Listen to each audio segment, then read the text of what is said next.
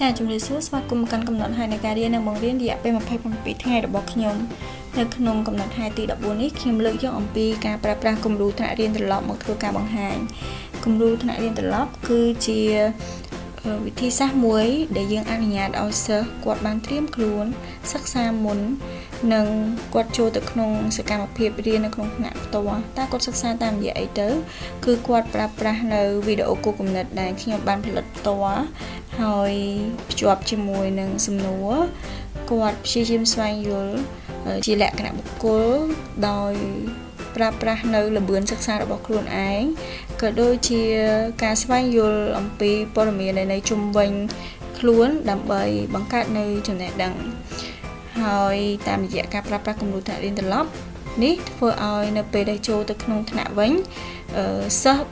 ប្រែក្លាយអ្វីដែលគាត់បានយល់បានដឹងជាបុគ្គលនេះទៅចែករំលែកនៅមិត្តភ័ក្តិនៅក្នុងថ្នាក់របស់គាត់ជាដៃគូជាក្រុមហើយនឹងចែករំលែករួមដូច្នេះតាមរយៈការប្រើប្រាស់គំរូថ្នាក់រៀនត្រឡប់នេះហើយដែលធ្វើឲ្យខ្ញុំអាចអនុវត្តនៅសកម្មភាពការរៀនសកម្មយ៉ាងច្រើនដោយដែលលោកគ្រូអ្នកគ្រូធ្លាប់បានឃើញក្នុងវីដេអូមុនឃើញថាសកម្មភាពរៀននៅក្នុងថ្នាក់របស់ខ្ញុំហាក់បីដូចជាមានសកម្មភាពច្រើនដែលបញ្ហាប្រឈមនោះគឺពេលវេលាប៉ុន្តែជាក់ស្ដែងនៅពេលដែលខ្ញុំប្រើគំរូថ្នាក់រៀនត្រឡប់អមជាមួយគ្រប់សកម្មភាពទាំងអស់វាធ្វើឲ្យការអនុវត្តនៅក្នុងថ្នាក់ហ្នឹងមានភាពលឿនប្រសើរហើយខ្ញុំមានពេលវេលាច្រើននៅក្នុងការស្ដាប់គំនិតរបស់សិស្សកែតម្រូវការយល់ឃើញរបស់គាត់ជាពិសេសគឺ